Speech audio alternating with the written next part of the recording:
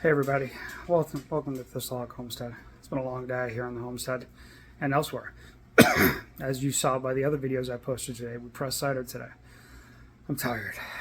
It's a lot of work grinding the apples and then pressing them, and then 2 hours down and 2.5 hours back. But anyways, enough belly aching. The reason why you're here and I'm here is we're making Cyser Bochet. This is the only mead I make every single year. There's something about taking the honey that you've assisted your bees to make, the cider that you've pressed, and you put it together to make something just magical. When it's all said and done, if you just do the burnt honey and the apple cider, it can taste almost like a toasted caramel apple the longer you let it go. And after about 3 years, you can't even tell there's alcohol in it, and that's dangerous, because this stuff runs approximately anywhere between 14 and 16% ABV once all said and done. So I'm going to turn it around. We're going to talk about what we have going on, okay? All right, so fresh cider. It's not that much. That's 3 gallons-ish. Well, I've got 3 gallons in there right now because I'm going to put the honey in. We're going to mix it together, okay? Here's the rest of the cider. There's another 4 to 5 gallons there. And I have another 4 to 5 gallons out in the car that we're just going to put in the refrigerator, and that's for just regular consumption. So anyways, here's the honey. And again, this is the melter honey that we saw in one of the prior videos. Okay, so it's melter honey that's been strained. It also has 3 pounds of the fresh honey that we just harvested last weekend.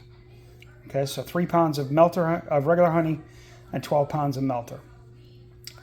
I've got my yeast of choice, which is the Mangrove Jack Mead yeast. It's rehydrating in some cider. 2 cups of cider per packet. Again, I like this one because it actually gives you a 59 to 86 fermentation range. So not bad, okay? There's very little that this can't work its way through. So yeast is ready. The cider's here. We're going to pour the honey in and mix it. Top it off with the other cider. Then I'm going to take a gravity reading. So we're going to do some stop and goes on this video because I only have 2 hands. And we're going to take a gravity reading, and then we're going to hook up a blow-off tube. There's the amount of sugar on this, you need a blow-off tube. It will ferment, and if you're not careful, it will go everywhere. I've experienced it. It's not pretty. And nobody wants to clean that up, not even me. So anyways, this is where we're at, and this is where we're going to stop for the moment. Hey everybody, and we're back. So the honey is mixed with all the cider.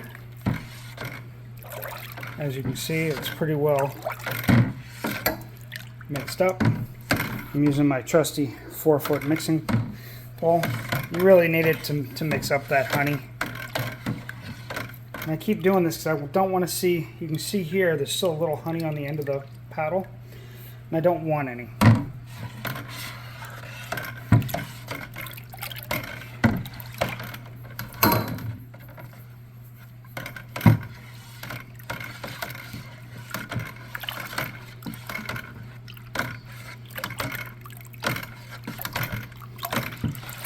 This is also introducing air, which you need for fermentation. So we're going to pause it here. I'm going to take enough to do a gravity reading, and then we'll add the yeast to it, and we'll do the blow-off tube. We'll be good to go. So hang on. All right, so judging by this, your original gravity on this is 1.128. So 1.128 for an original gravity. What that does is that measures the amount of sugar that's in it and allows us to be able to move forward to create using a formula to discover our ABV at the end. Okay, so 1.128. So when we're talking a blow-off tube, this is what we're talking about.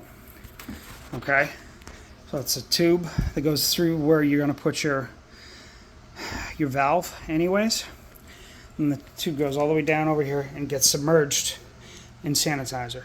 Okay, Hi, Dill. This is my helper.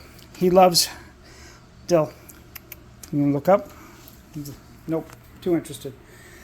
He loves the noise that it makes when it burps. He's very curious. He's only a year old. Anyhow, you need to make sure to leave some... Dill, come on, buddy. You need to leave some space here at the head. If it does blow off, it means stuff is coming out of the bucket into the other tub. Okay?